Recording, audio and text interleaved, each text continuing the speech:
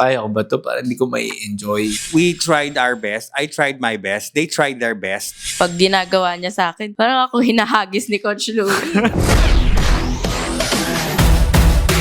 Hello Dance Universe. This is your star choreographer, Coach Louie Tan, here on Stars on the Floor. I'm gonna be working with Paul and Denise for the salsa. And it's quite going to be challenging for me kasi first time nila pareho. Ako sa buhay ko, never pa. Ako din, never pa talaga. Kaya naging challenge din talaga sa amin yung ganito na parang i-embody yung mga intimate na ganyan. Kailangan super parang kilalang namin yung isa't isa, yung chemistry, ganyan.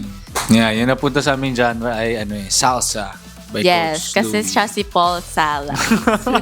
Wow, may ganun diba? ano ka, Ganun yun. may ganyang humor ka pala. Yes, ganun Kaya yun. ako po si Paul Salsa. Kaya, actually nung una, parang sabi ko, kaya ko ba to? Parang hindi ko may enjoy. Ganyan. Totoo. Kaya nung unang rehearsal namin, parang napapansin ni Denise, parang tensed ako. Oo. Nung unang rehearsal namin, parang ano pa, medyo shy type pa kami dalawa. Kasi, Tsaka tensed ako na parang ano bang gagawin mo? Kasi, nung unang steps na mga tinuro ni Coach Louie, parang pag ginagawa niya sa akin, parang ako hinahagis ni Coach Louie.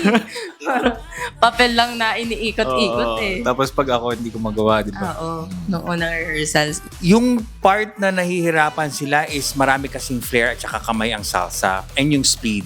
So, we practiced first with a slow pace. Kahit na sabihin mong hirap din sila, we tried our best. I tried my best. They tried their best para maging fruitful yung aming rehearsals every time. Productive siya every time. So, malaking bagay din yung nakakapag-rehearse kami araw-araw.